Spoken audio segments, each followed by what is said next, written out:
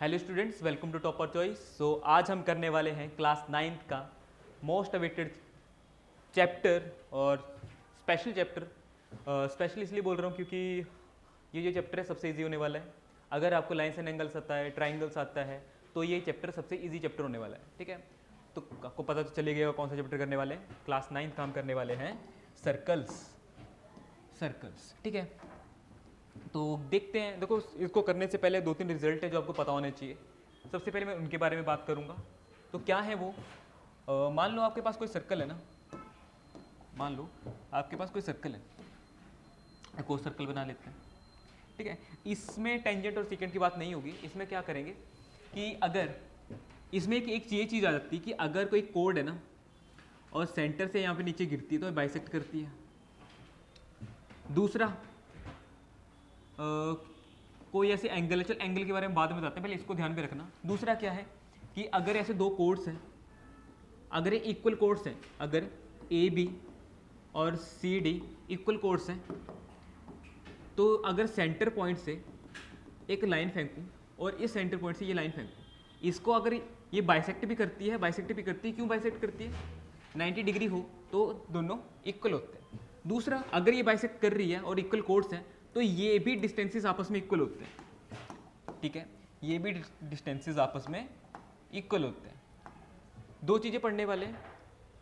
पहला क्वेश्चन क्या है इसका कि रिकॉल दैट, हमने मतलब अगर आप इसका कॉन्सेप्ट पढ़ोगे तो वहाँ पे आता है क्या है कि दो कॉन्ग्रेंट सर्कल्स हैं। अच्छा, कॉन्ग्रेंसी नाम सुन के आपको ये पता लग रहा होगा कि कॉन्ग्रेंसी तो हम ट्राइंगल्स में लगाते हैं, क्वाड्रिलेटरल्स में लगाते हैं, साइड्स पे लगती है, पर सर्कल में तो कोई साइड ही नहीं होती, तो वहाँ पे कॉन्ग्रेंसी क्यों लगती है?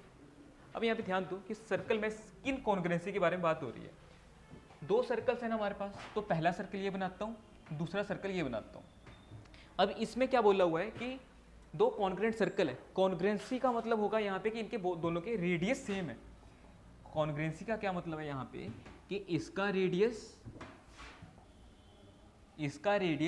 इसके रेडियस के बराबर है। इस में इसके कॉन्ग्रेंसी लगेगी। मतलब अगर यहाँ पे स्मॉल आर रेडियस है तो यहाँ पे भी स्मॉल आर रेडियस होगा। ठीक है, तो और क्या कहता है, if they have a same radii. देखो यही बोल देंगे, कॉन्ग्रेंसी का मतलब ही क्या था, सेम रेडियाई। कि prove that the equal codes of a congruent circle, equal codes of a congruent circle. तो मैं एक कोड बनाता हूँ यहाँ पे, एक कोड बनाता हूँ, एक ये कोड बनाता हूँ मैं यहाँ पे। ये कोड इस कोड के इक्वल है। क्यों? इक्वल कोड्स गिवन में है। Equal codes of a congruent circle subtended equal angle with the centres.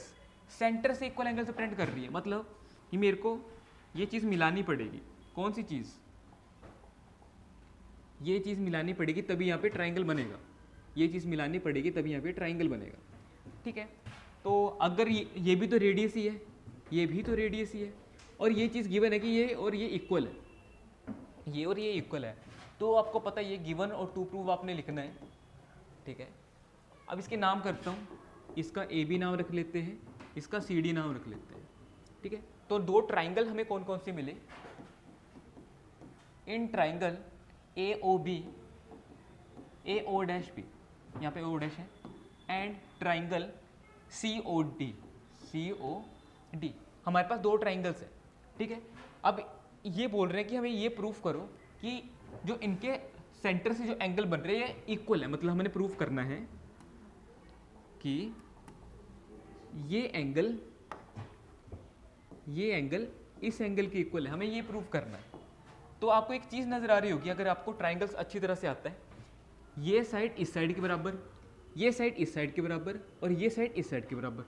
अगर तीनों दोनों ट्राइंगल के तीनों साइड आपस में बराबर हो तो कौन सी कॉन्ग्रुएंसी लगती है? S S S congruency. तो इस ट्राइंगल में हमें पता कि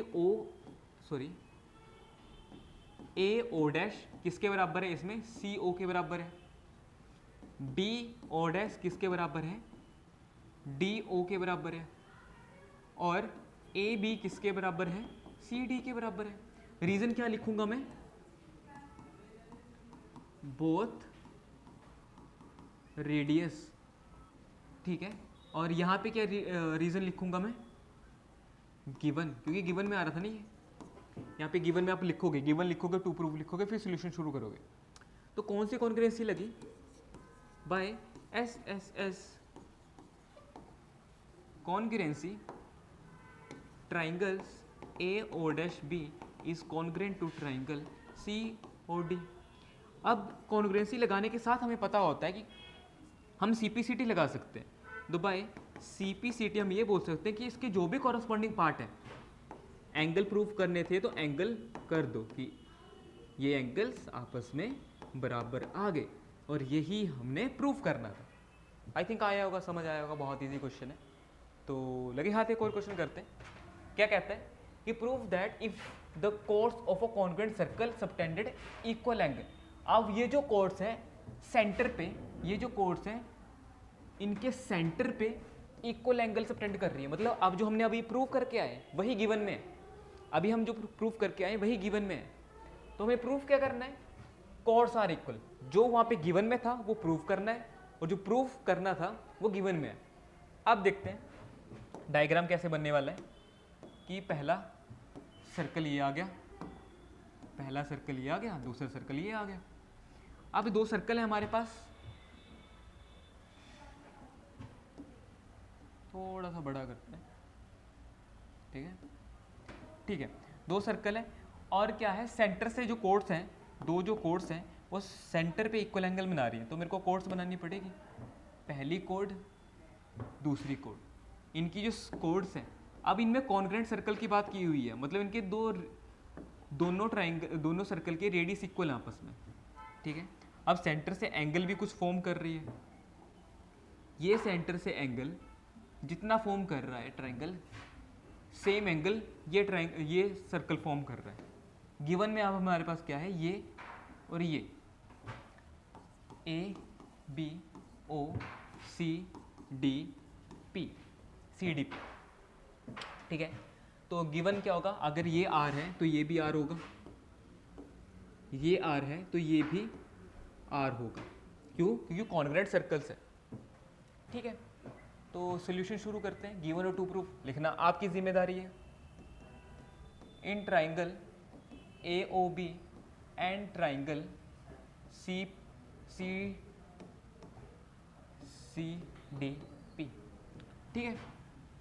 तो इस ट्राइंगल में हमें पता है गिवन क्या है कि ए ओ बराबर है सी पी के, बी ओ बराबर है डी पी के। रीजन बोथ रेडियस, पूरा लिखना चाहते हो तो लिख सकते हो both radius of a congruent circles, ठीक है। और थर्ड है हमारे पास ए ओ बी इज इक्वल है सी पी डी के, एंगल्स इक्वल है। इसमें क्या लिखूंगा मैं, गिवन। तो मेरे को बताओ कि अगर दो साइड्स के बीच में एक एंगल हो, दो साइड्स के बीच में एक एंगल हो, तो कौन सी कॉन्ग्रुएंसी होती है वो? By S A S congruency triangle कौन कौन से कॉन्ग्रुएंट आगे, is congruent to triangle C D P. तो इसके आने से ही बाय CPCT में ये कह सकता हूँ, बाय CPCT में ये कह सकता हूँ कि जो प्रूव करने के लिए तो कोड्स कि इसके जो भी कॉरस्पॉन्डिंग पार्ट है वो क्या होंगे, आपस में इक्वल होंगे। तो ये थे भाई साहब आपके क्वेश्चंस। इसी के साथ आपकी पहली एक्सरसाइज खत्म होती है, और क्वेश्चन खत्म होने के साथ आपकी वीडियो भी खत्म होती है। तो मिलते हैं नेक्स्ट वीडियो में। Thank you.